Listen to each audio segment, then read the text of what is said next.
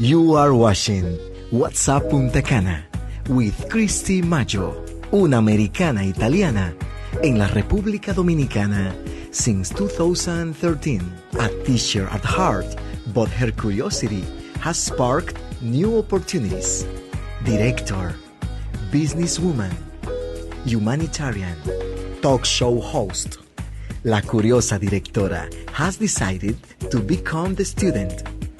Go behind the scenes to get a closer look at what this country is all about. And Cher is here with you. So, if you love everything Dominicana, stay tuned. This is What's Up Punta Cana with Kristi Maggio. Hi everyone, welcome to another edition of What's Up Punta Cana with Kristi Maggio. I hope everyone had a wonderful week. I know I did. Things here in Punta Cana are starting to pick up again. On the cover of Baro News yesterday, which is a local paper here in the Punta Cana area, the headline read, Llegó el día. The day has arrived. Then starting October 1st, at least 50 hotels were reopening here in the area. So that is definitely positive news in the right direction that I think everyone wants to hear. So that's very, very exciting. On tonight's show, I have a great guest, a very talented artist. And I know it's a little difficult on the radio to see all of these great things and work that she has done as we go through the interview. However, you can also, after listening here, watch the interview at any time on our YouTube channel, What's Up Punta Cana with Kristi Maggio, or you can also go to her Instagram page while you're listening to see some of her work. If you're on Instagram, and that's at Doris Rod G, and that's her profile on Instagram. So tonight, I present to you all Dominican American artist Doris Rodriguez. Doris was born and raised in the Santiago area of the Dominican Republic. She attended the Altos de Chavon School of Design and then went on to attend Parsons New School of Design in New York City. Doris is currently working between New York and Miami. She's been an artist in residence at the Art Center in South Florida and the Bakehouse Art Complex in Wynwood, Miami, as well as the Art Hub in Abu Dhabi. Her work is inspired by issues relating to the urban experience. She states, "Everyday urban scenes and moments in life are the focus of my work. I'm concerned with and inspired by issues relating to the urban experience, personal and social intimacy, economic and social hierarchy, isolation, identity, and how politics, culture, and media affect the perception of ourselves and each other." She further says, "By painting my subjects out of their contextual environment, I seek to elevate them from the reality in which they live. In this way, I transport them to another, deeper reality, one that conveys their unique relationships to the greater world. I seek to portray my subjects with dignity and with the beauty, humanity, and power that I see in them." So, her latest work is a series of drawings inspired by the everyday life of first responders during COVID-19 here in the Dominican Republic. And she is going to share with us that story on how she got started creating these amazing drawings to bring joy and support in a very traumatic moment for healthcare professionals. So without further ado, here is my interview with Doris Rodriguez. Welcome to What's Up Punta Cana with Kristi Maggio. I'm so happy to have you here with me today. How are you doing? Hi, hello from Brooklyn. Yeah. Very happy and honored to be invited to participate in your show. I'm so excited to have you because, like I said, the first time I saw your work was when was with CUNY is it CUNY? It's CUNY, right? Yes, yes. And the virtual event, the virtual exhibition you had with your drawings of the doctors with COVID, and just they're amazing. And then I kind of started investigating and taking a look into stalking your Instagram. No, I'm just kidding. It is there for you to enjoy. It's good to know that people are looking, actually. You never know what's in the other side. No, you never do. And I found somebody wonderful on the other side. So I'm really excited to have you here and to talk about the work that you do. And so in your art, because it really is truly, truly amazing.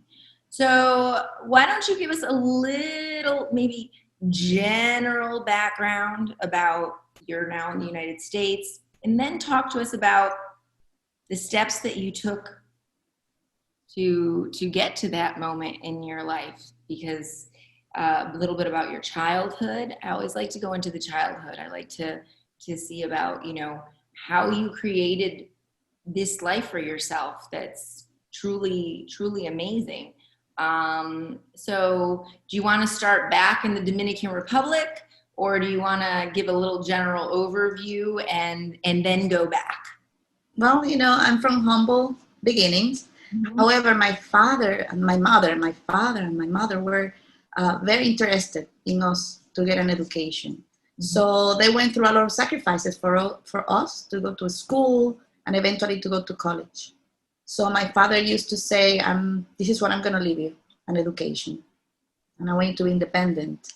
He wanted, because we are 5 girls, so he wanted 5 women who were independent and professionals. Because it was his dream to become a lawyer. He couldn't do it, but his dream was to see, he was able to see 5 children graduating from college. And it was his big pride that this happened. And my mother was a woman, very skillful, very artistic. So my artistic side comes from my mother. When she was young, she used to play the violin, and she could draw and paint as well. She didn't pursue her passion, but in a way, she instilled the love for the arts. Mm-hmm. And I am the only artist of the family. So my sisters are in the medical profession, except my twin sister that went to business as administrator. Okay. So I'm the crazy one of the family. I know what that feels like. Black sheep of the family. I sure do. Yeah, I mean, like when I said I want to be an artist, my parents were like, what? Wait a minute, what? So I was studying architecture, and then I applied for Altos de Chabón, the School of Design, and I got a scholarship. And then suddenly I said to my parents, I'm leaving university and I'm going to Chabón. And my mother is like, what? I mean, what? My father is like, really? So against all advice, I followed my heart. And I went to Chabón and I studied 2 years there. I had scholarships. I studied with scholarships both years. 1 second. So you were in university. You were enrolled. Studying architecture, yes. Studying architecture. Okay. Yeah, so I decided to, because always since I was young, I felt like that was my call. It was like between being a teacher and being an artist. I was always drawn to the arts, all kinds of art. Mm-hmm. So, and I was very skillful drawing. My mother put me to art school in La Escuela de Bellas Artes de Santiago. So it was the fine art school. I was a teenager when I started drawing. It was very classical, a lot of discipline. So we have to start learning to work shading and, very, very classical. It was my beginning. Mm-hmm. Everything has to be perfect. We have to copy what we were looking exactly the way it was. So this is how I was trained as an artist in the beginning. Then I go to Chabón, and Alto de Chabón has a philosophy of it will be more like expressionism. Mm-hmm. So it was more like from the inside. Right. It was more about expressing, gesture. Uh-huh. And so in a way it was liberating at the same time, but I had a very good foundation. That's why I really believe that you need to be educated in the craft of drawing, and then you can create and do whatever you want. But it's like ballet, if you have to train your body to be strong, and then you can do whatever you want eventually, and your body will respond beautifully to whatever you want to do. because you have such a strong training.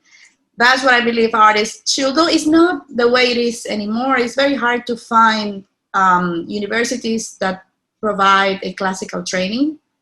Most of them go, because the fashion is to do experimental art and, ready-made art. It's more about like the experience of the person when they see the artwork. So from Chabon, which was, like I said, it was really liberating. And but you said you were there on scholarship, correct? I was on a scholarship. I was there for 2 years. So my degree was an associate degree. And I applied for the scholarship at Parsons, the new school of design. And there I was in New York City. So I arrived in New York and I got into a train. It was a little scary. The city was overwhelming. It's really a very intense, fast-paced, aggressive attitude, place. And I was in the train and I was really scared, but I said, I have a friend that he also had the scholarship and he said, we have to be stronger than New York. And every time I get into, situations that were like really intimidating to me and overwhelming, I have to be stronger than New York. So I started working in Parsons, the new school, with professors that were famous. I mean, these were people that I used to see them in books, and there I was in their classroom. Wow.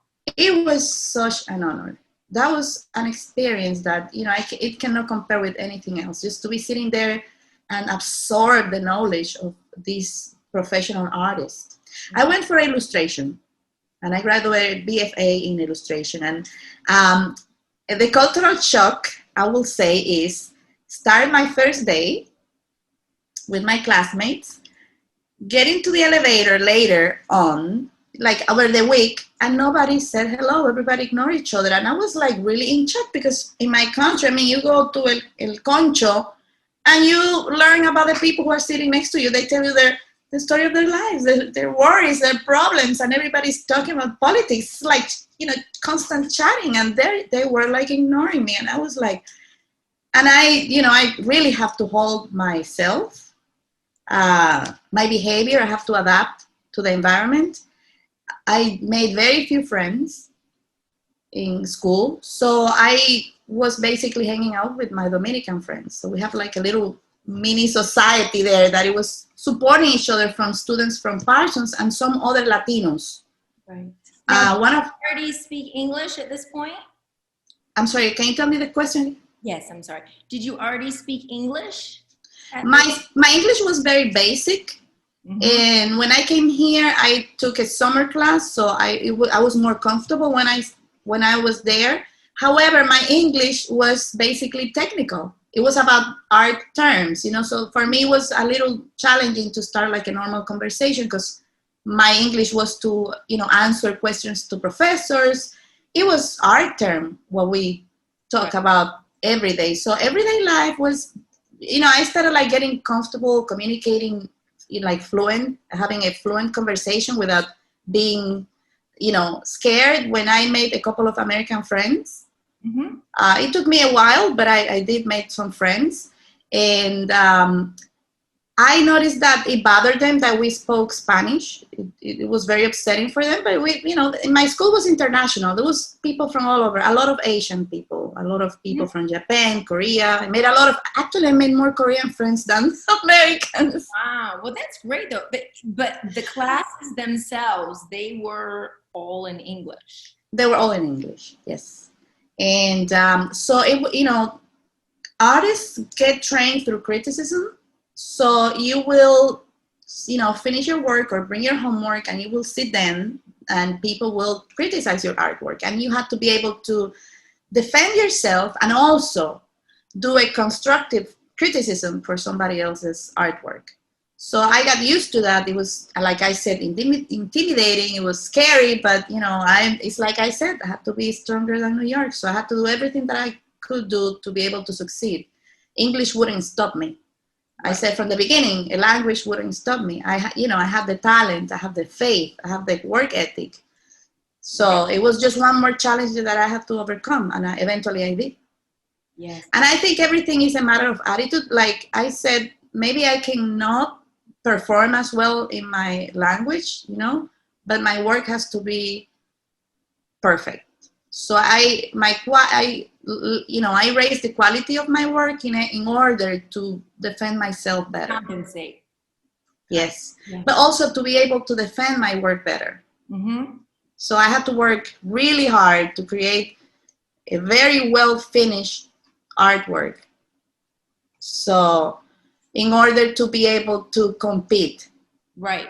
Sure. Yes, or compensate, exactly the way you say it. But at the same time, when you look at that, you have probably the best of the best at that point in time, all in one place, and in New York City, competing with each other. So therefore, you have to step your game to a much higher level, and have that passion and drive to do it.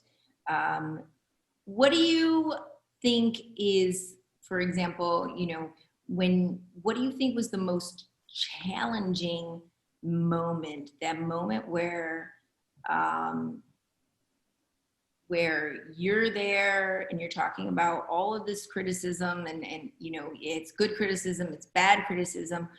Do you remember a moment where you're like, wow, this is not really what I expected after creating this piece? So criticism is part of the training of an artist.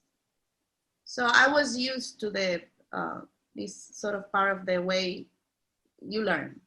Just making a beautiful piece and hanging it there, you don't get anything. People giving you, oh, it's so beautiful. You don't grow up. So it's criticism that makes you grow as an artist. And I think that's really a great lesson, because I think that it's something that a lot of times even, teens of today or young adults of today aren't necessarily in everyday life trained for criticism. They take it as a negative, whereas criticism doesn't necessarily mean that it's always something negative. It's a way for you to take what somebody says and grow. And saying that's something I never really thought about until this moment. But you're absolutely right, because that moment of criticism can be a moment that makes or breaks someone thinking that they have the ability to move on, especially if they look at it in a negative way. However, like you said, it helps you grow and be better. And it's not necessarily, you're not going to be somebody special or do something wonderful. And I think that a lot of times with me as a teacher, there's the idea of making children nowadays feel a little bit like they're doing great in everything, just always that positive affirmation, which is important, yes. However, there's also that point where you need to say, okay, well, now you need to kind of step up your game, or as they grow up, I don't know if I'm explaining it correctly, but there's all of that. Everybody gets an award, or everybody gets and I don't really feel you're teaching them to face the real world. What do you think about that? Well, I think that's a product of consumerism. Mm-hmm. Because in a society that everybody gets an award or a trophy, is in a society that is, I think, a consumist society, where it can afford to buy each person a trophy.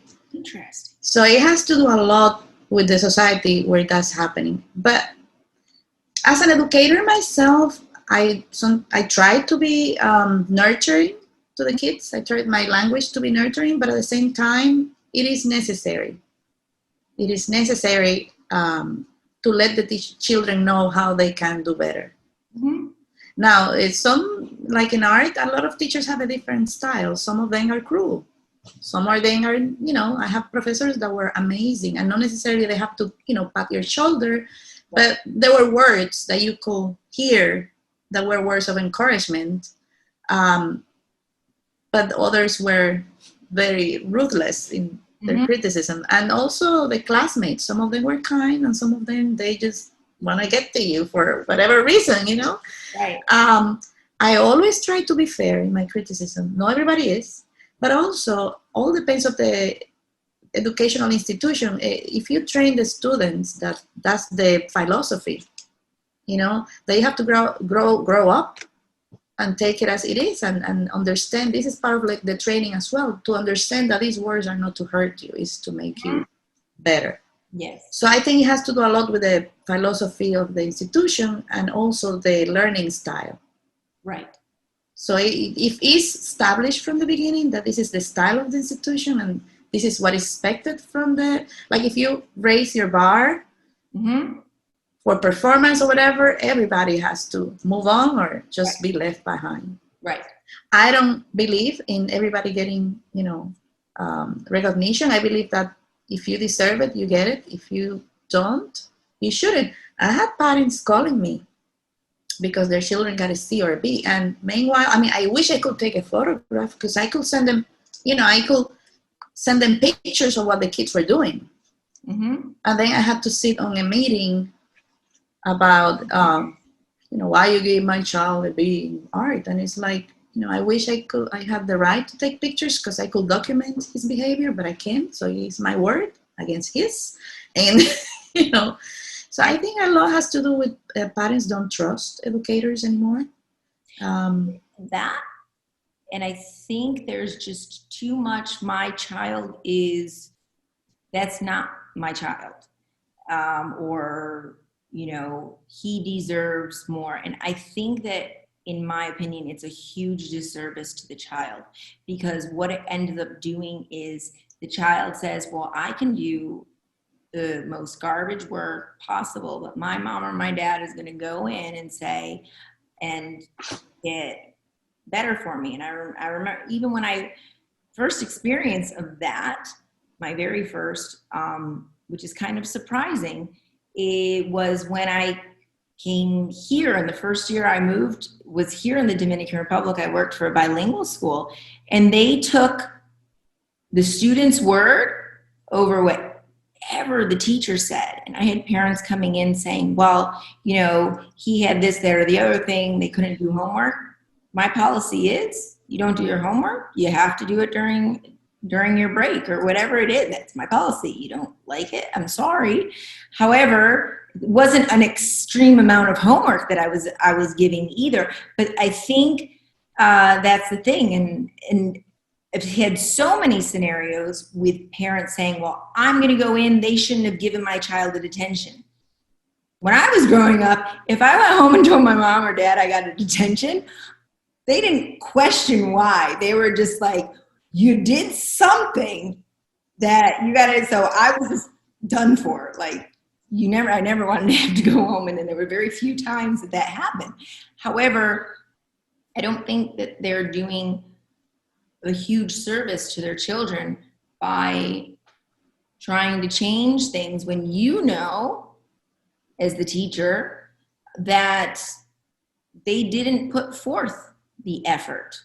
And you as the teacher saying, you know, your child just didn't put forth the effort, and that's why, and they just ask you and have that conversation with you, I think that would be a whole different scenario. Yes. Because they're really not helping them to get ready for what the real world is. That's correct. Yes. Yes. So, I mean, I even tell my students now a lot of times is, well, you didn't do your homework. Imagine you're in your job, your first job, and you have a project that you're supposed to turn into your boss. Do you think he's going to keep you? I always use that. And they're like, they'll be like, Miss Maggio, you're going to fire me today because I'm like, that's very good. That's very good. Yes. I'm like, you're done. Fire. That's your philosophy of teaching right there. This is the real world. Yeah, because the schools train children for the real world. So we do a disservice if you don't really do what you're supposed to do as a because teacher. I think they make everything, sugar-coated lollipops and rainbows type of a thing for these. They're going to come to that first person one day that's going to just rock their world in the sense of, how do you think, like, just be so cruel, is you use the word that you use, and negative, that they're never going to attempt to do anything again. However, it's better to have somebody who knows, like you or myself, or teachers that know that, okay, I need to be a little difficult with them right now. However, I can talk them through it so that they realize that this is why I'm being this way, you know, as opposed to somebody that just really doesn't care and just going to, you know, do that. So I think that's a really important, that's an incredible lesson that you, of criticism. And I guess because for you and as an artist and in art, people are critiquing your work all the time. Yes. Yeah, because everybody thinks that they can do it. You know, they look, I can do that.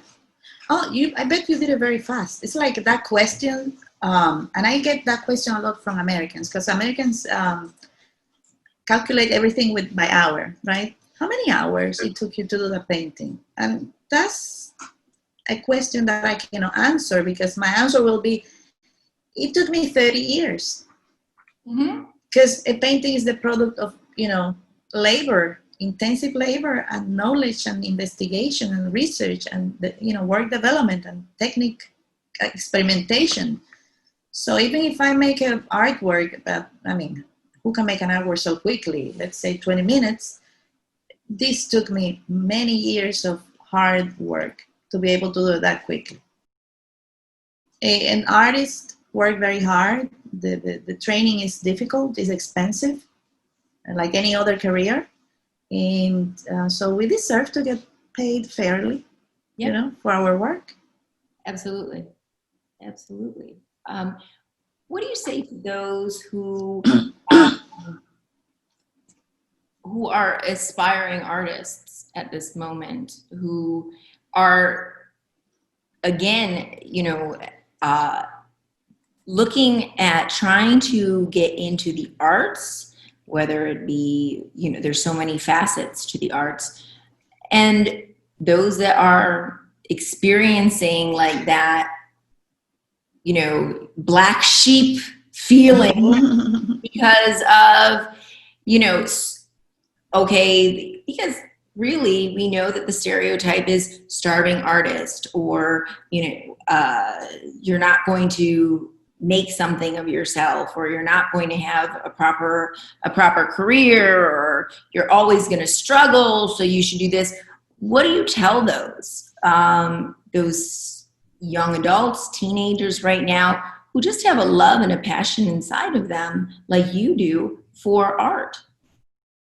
I will say very few people can support. I am somebody who I sell my work, but I don't sell enough to support myself. So I have to have I am a teacher. So a lot of artists are teachers.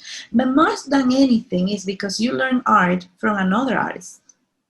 So when I was in my first class, when I was a teenager, I knew I was going to be a teacher because my teacher was an artist, a professional artist.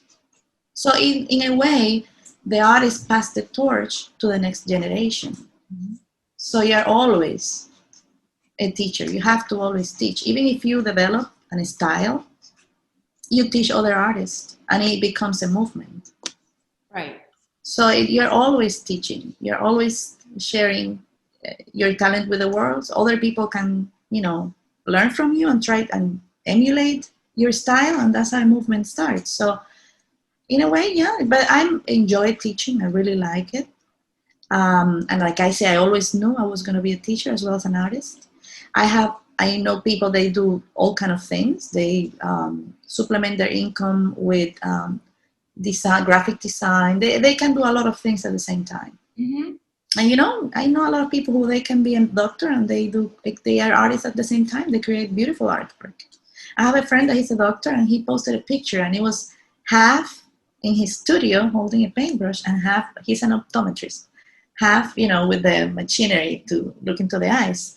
And when he posted in Instagram, I wrote down the life of an artist. He really liked it because it is the life of an artist, and it is good to learn a lot of things. So you can be independent, economically independent. It's very important to be independent. So nobody calls you a starving artist, and nobody,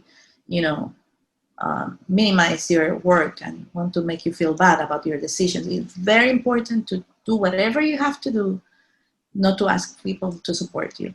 I know a lot of people that they find investors, and they put together an exhibition and they're very successful. So there's a lot of things to succeed as a fine artist. There are all kind of artists in a specific. What path have you taken in creating your life as an artist? I think I like always to find a community of artists. Wherever I live, I like to find, there's a lot of people with the same interest as me. So I always try to find where those people are and kind of like become part of this community. It's very, you learn, you support each other, ideas are created, exhibitions are planned and done. So in my opinion, I always try to find or get into a community, even if I move to another place, to have that community of support, emotional, professional, and also to create projects. So I will say community to me is very important. Even when I rent studios, I usually try to rent the studios in places where other artists are working, and there exist plenty of those. So like I said in the world, there's a lot of people who are like you. I always try to find where they are. Yes. And that also helps you not to stop doing art. Because it's very easy to give up. It's a very hard profession. It's very easy to give up. It's very difficult. What do you tell to teens or young adults who are just hoping and praying that they're going to get that chance to have the quote-unquote American dream in their life? I mean, I'm American and I'm in the Dominican Republic. Well, my experience will have been different because I came here with a scholarship to study. So I immediately arrived and I was already in a classroom. So my experience was very different. What I can tell, but what I see about people is like, it's very different if you come here legally than illegally. Because if you come here legally, you have, the ways to, get a job. But when you come illegally, it's more tricky, it's more difficult. It's almost impossible. But remember, when I came here, it was in 1992. Even if it was Bush Senior, the atmosphere of the country was very different. It was very different. At that time, America was embracing multiculturalism. It was a new concept. It was the beginning. It was a very healthy society in a way. I arrived here and I remember seeing advertising for Recycle for America. At least here in New York. I don't know in other states. That was, when I saw was that like, wow, Recycle for America.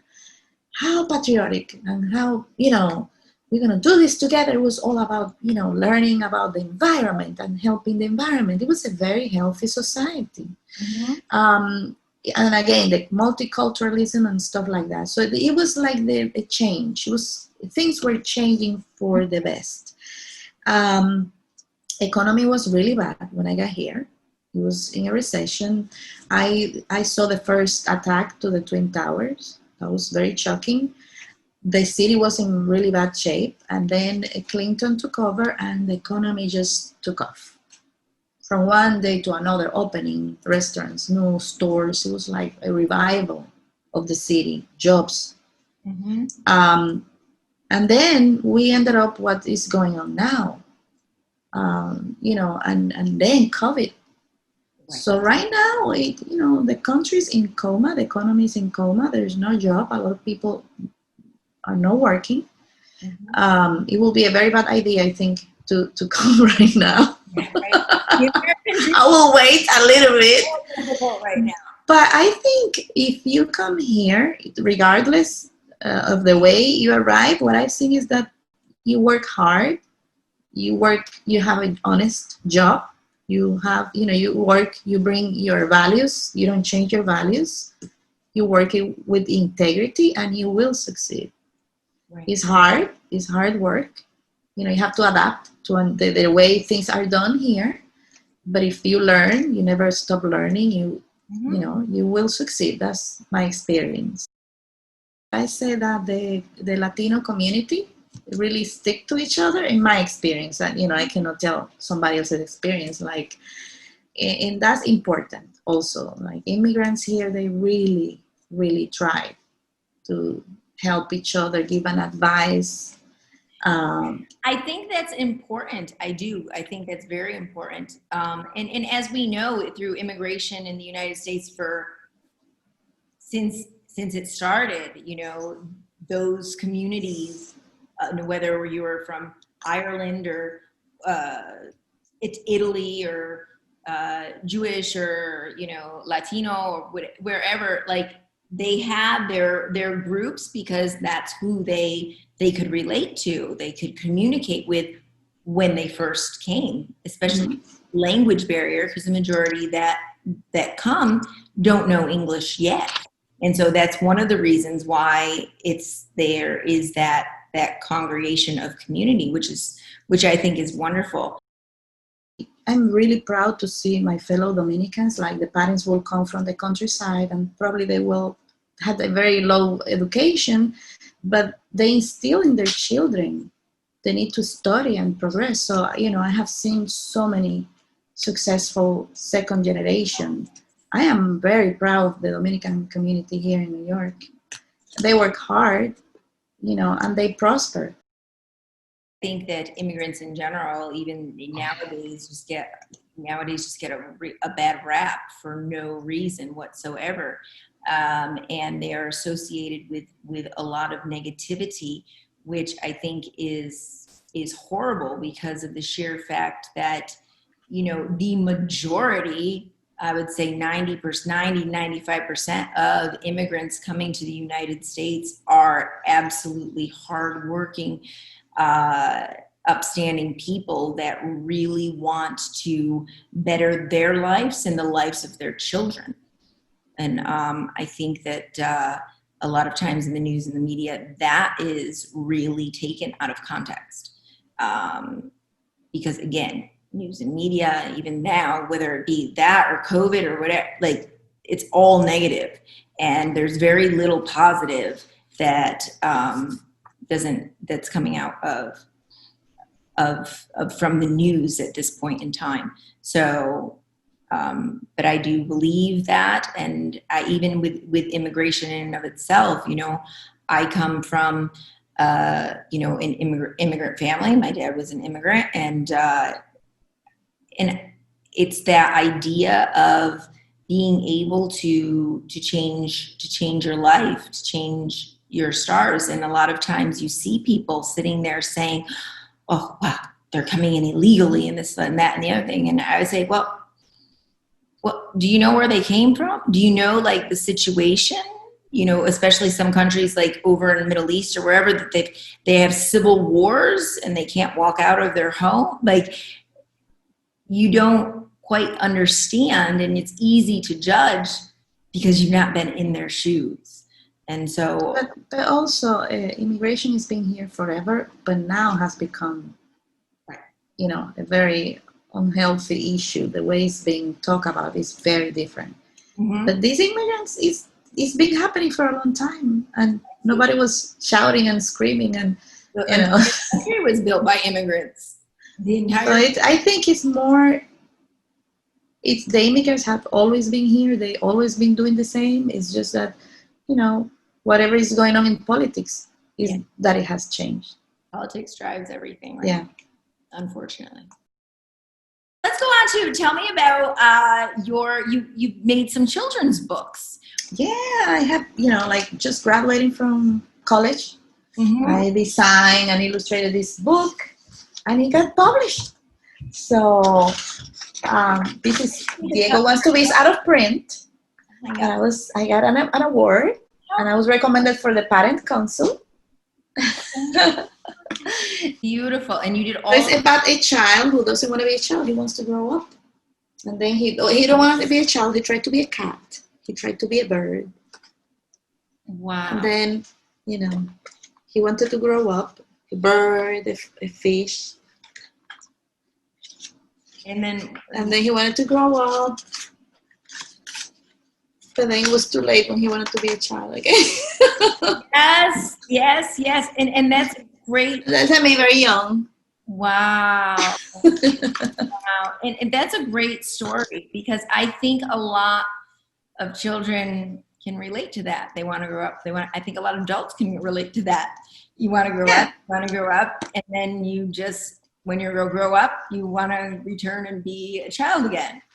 So is there something that, when they ask you to do illustration, was there something in the message that you wanted to,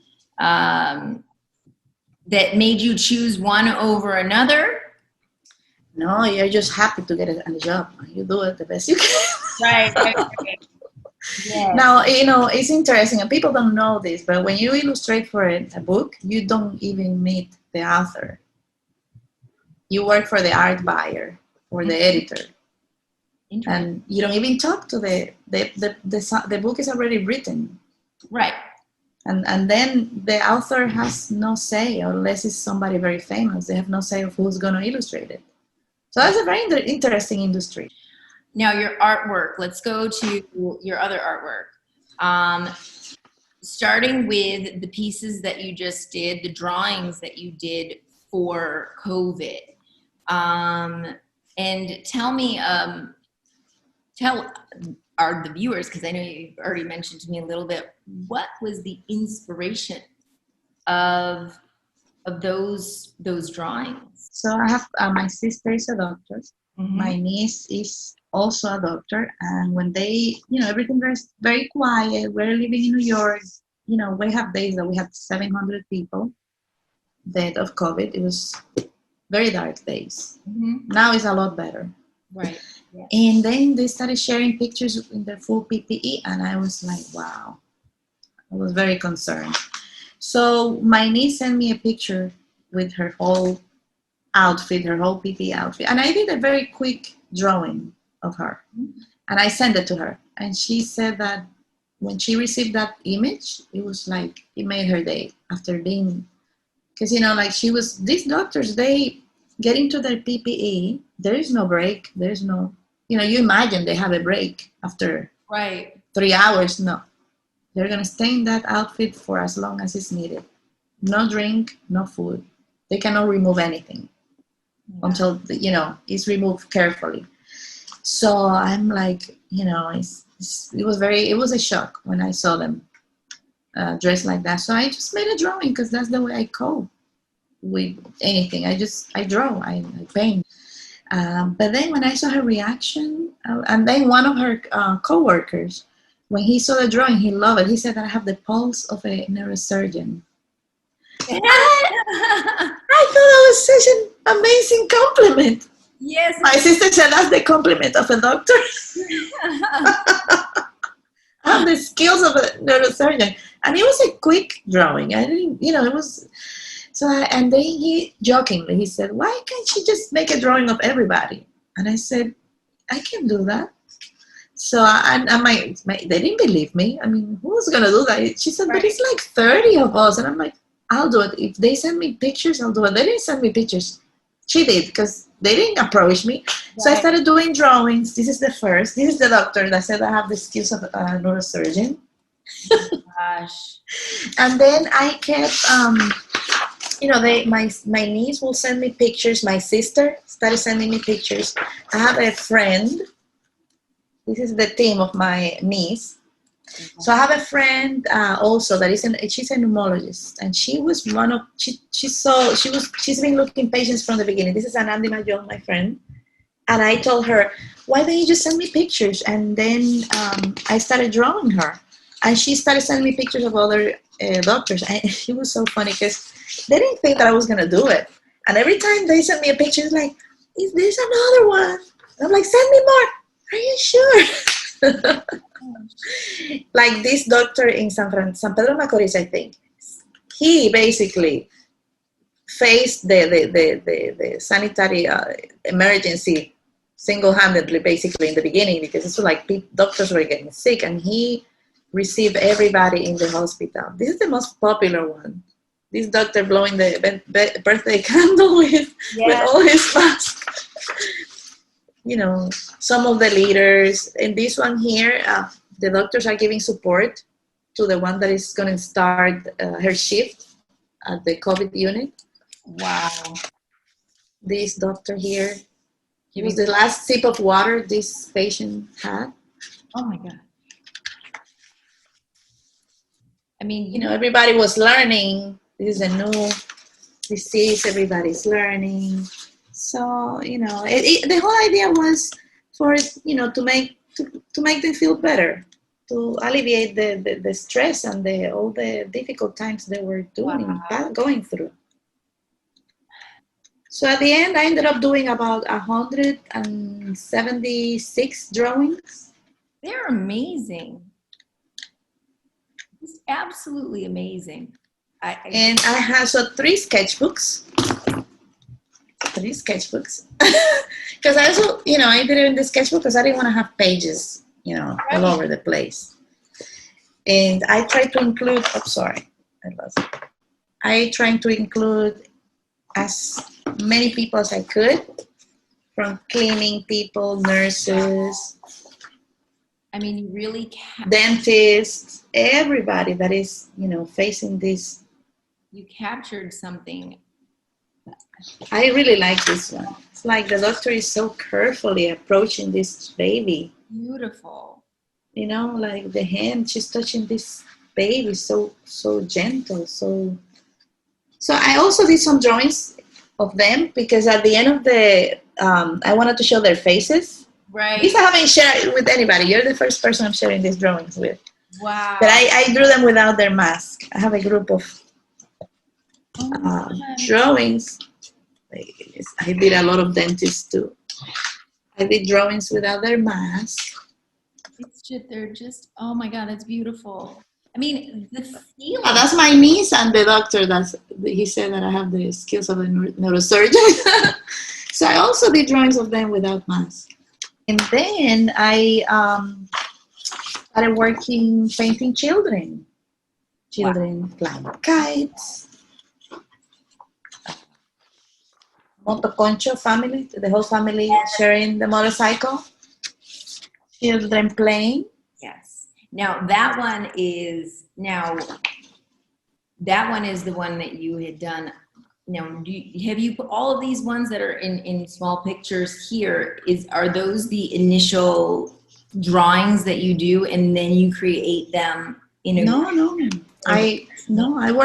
I work with mixed media. I mix all kind of things. I mix collage, painting, printmaking techniques. So it's, you know, I like to work in wood because you can do a lot on wood. You can, you know, sand and.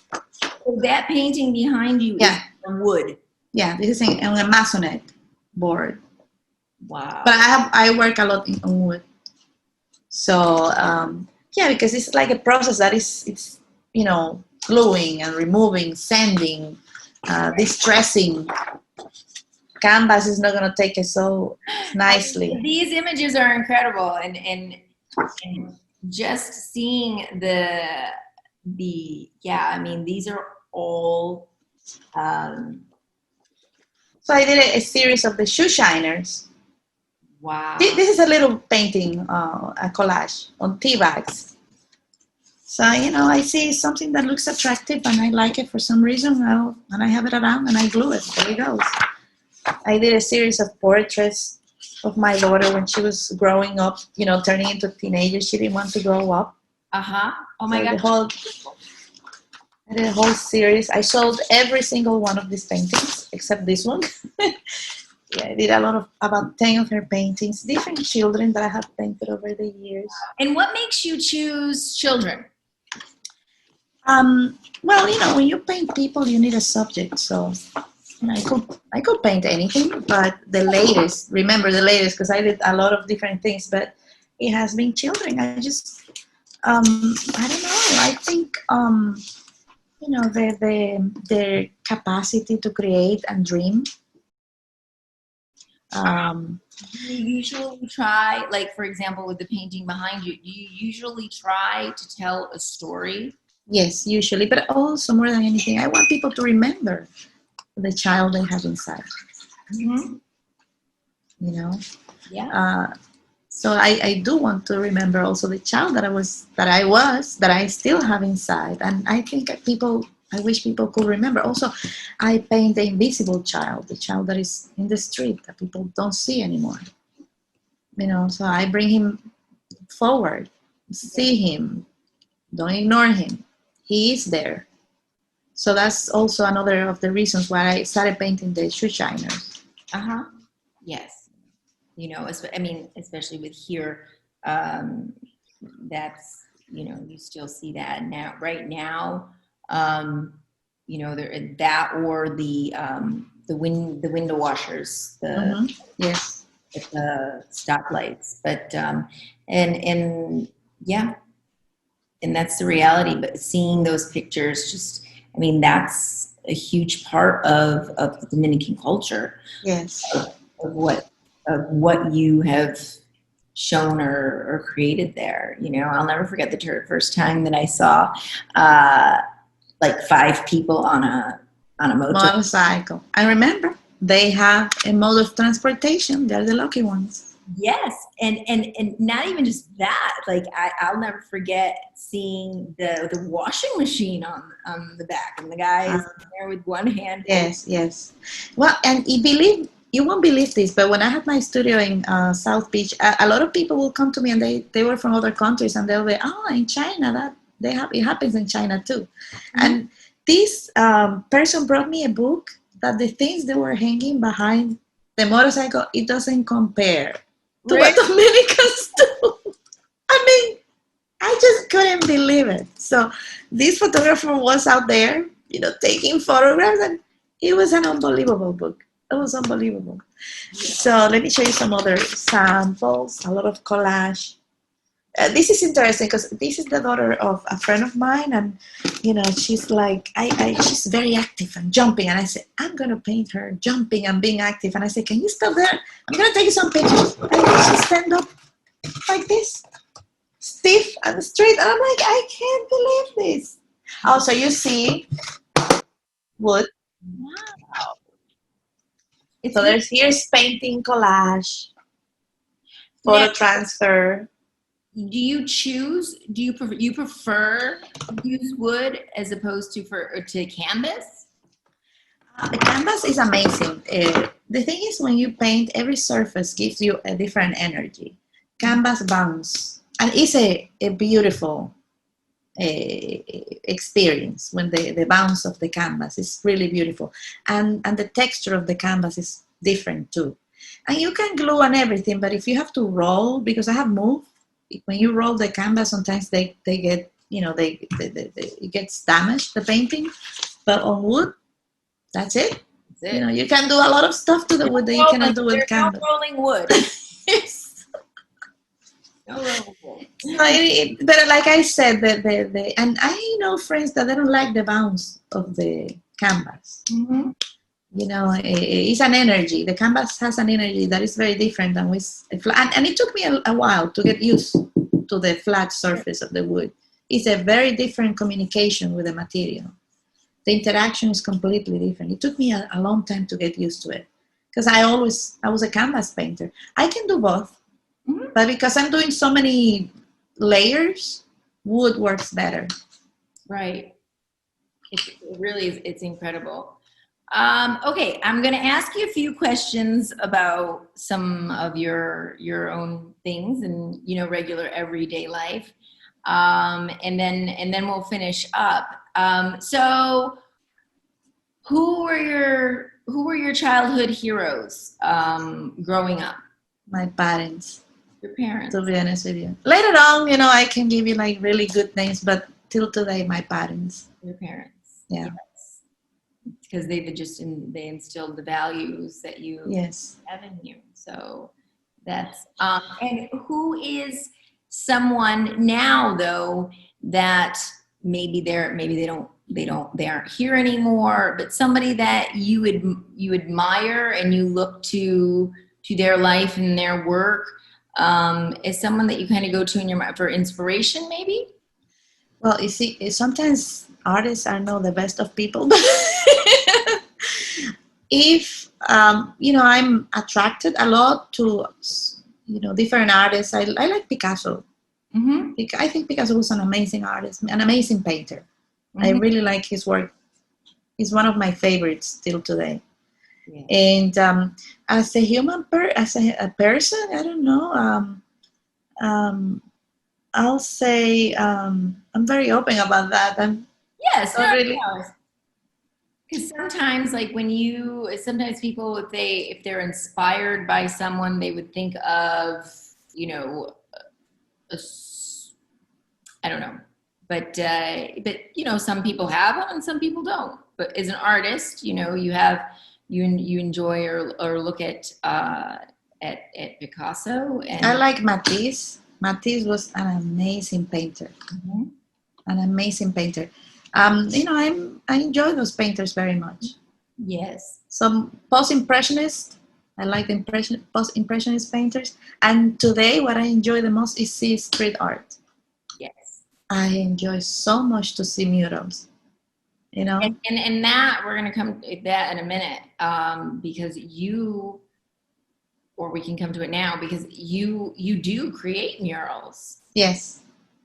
And so do you want to talk about that a little bit? How many murals have you? I read today a quote that said, when you go to a museum, don't just think about what you are looking at.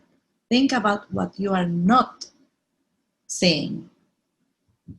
And I know this is not in maybe in the questions, but this is something that I'm very passionate about. Mm-hmm. The lack of diversity, and if you go to a museum, I want everybody to count how many women are exhibited, mm-hmm. okay, and how many women that are alive. Question this gallery: how many solo shows were of women? Mm-hmm. Question this art critic: how many artists, female artists or minority artists, he talk about? And I may ask questions. Everybody is a click away to find information. Question the cultural institutions that are in your area. And help artists that are working now. Help female artists, because everybody think like, oh, it's so easy for a woman to be an artist, but actually women are not represented. Big art galleries don't carry female artists, and if they do, they charge less for their artwork. That's really, really interesting, because now that you say that, I don't really think of there aren't many.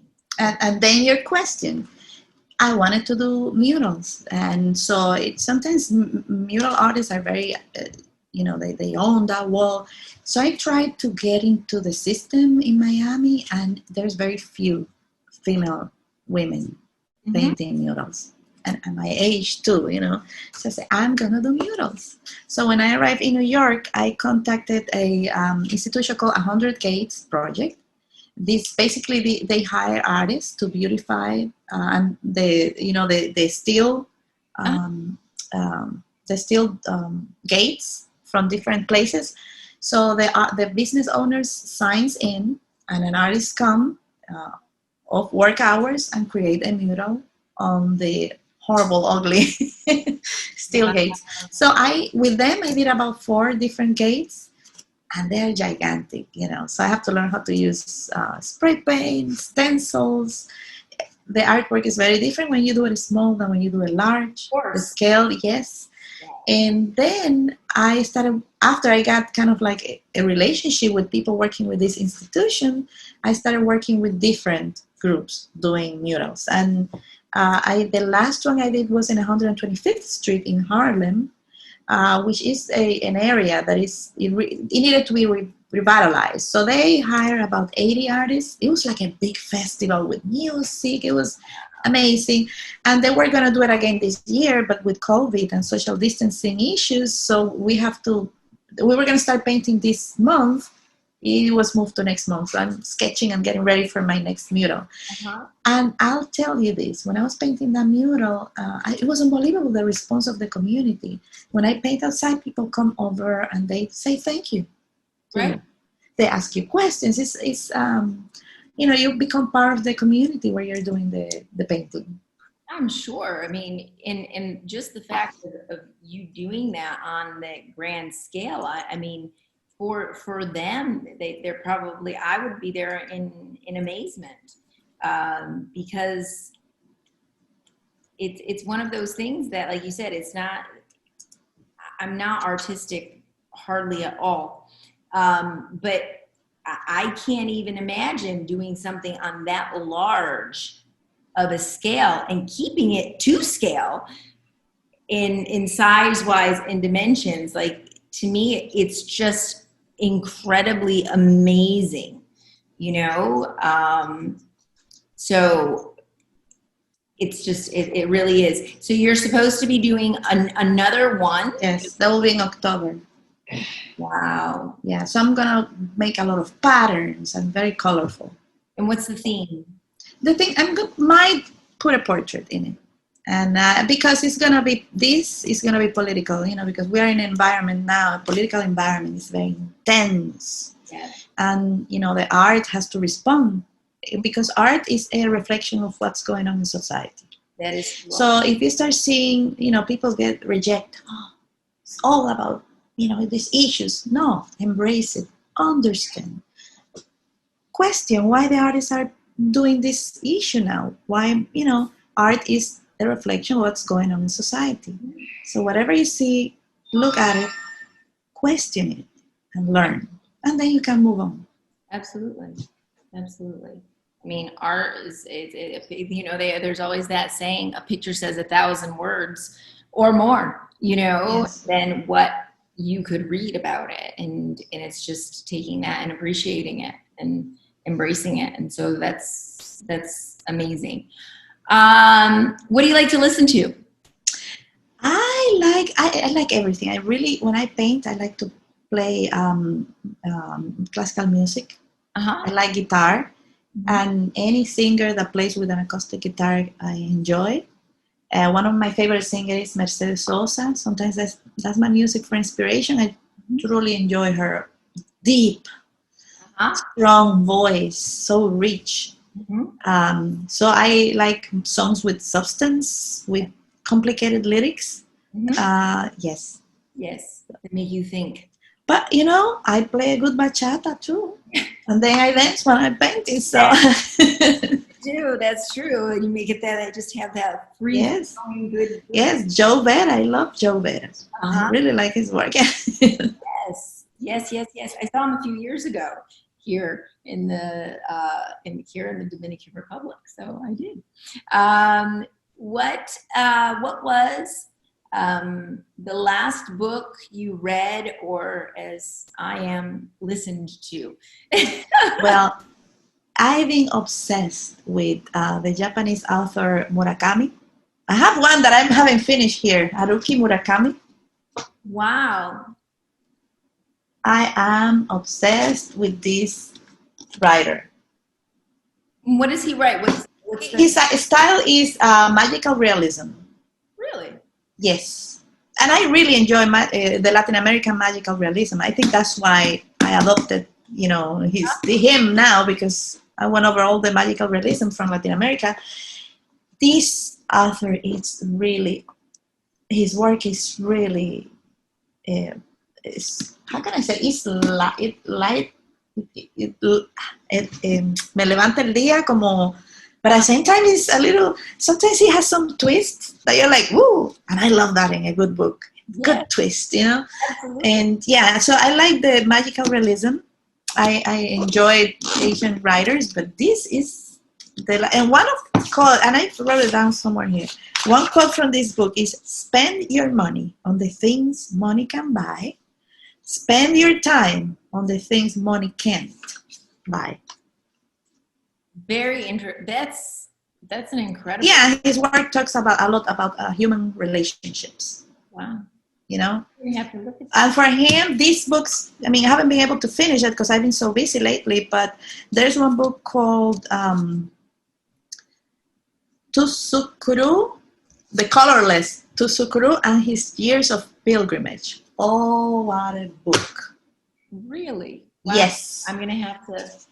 It's a story, I don't know if you have time for this, it's a story of this young man who he was ostracized by his little group of friends when he was a teenager. And all his life, he's been wondering what happened. And then finally, the grown-up man, he goes and confronts everybody and find out why. You just stopped talking to me suddenly. That moment that marked his life and the resolution of the conflict. Yeah. It sounds very interesting. It is an amazing book. What is that one called? Colorless Tusukuru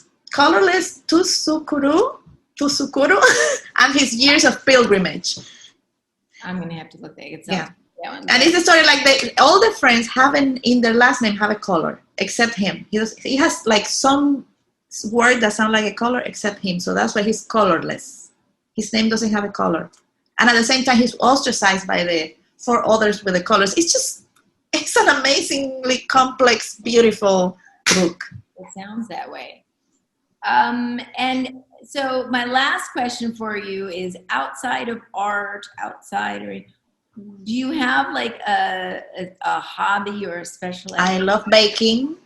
Cannot do it because I get to it, but I love baking, cooking, gardening, and reading books. Oh, wow. But the baking is something that I really enjoy. Well, it's been absolutely fantastic to speak with you, get to know you a little bit more, and I think that everything that you're doing is amazing, and I can't wait to see your mural. Oh, thank you so much, and thank you for your invitation. An honor to participate. Wishing you success. Thank you very in much. your next project as well. And I hope that we have other opportunities to share and to meet in person. Yeah. And have a cup of coffee. That would be lovely. Next time I'm there, next time you're here. Absolutely. You got it. Yes. So, yes, that'll be wonderful. Thank you again so much. Have a wonderful, wonderful day. Thank you. Bye. Bye. I want to thank everyone for tuning into tonight's episode of What's Up Punta Cana with Kristi Maggio on Punta Cana Hits Radio. And I want to wish everyone a fantastic week ahead. Have a wonderful weekend. And if you missed tonight's episode or you came in a little bit late, you can always go to our YouTube channel, What's Up Punta Cana with Kristi Maggio, to see all of the interviews that I have done tonight and in the past, or you can listen to the replay every Sunday night at 8 p.m. on Punta Cana Hits, which can be heard around the world. So, have a wonderful week, everyone. Come back again next Friday night at 8 p.m. to listen once again to another great interview of What's Up Punta Cana with Kristi Maggio.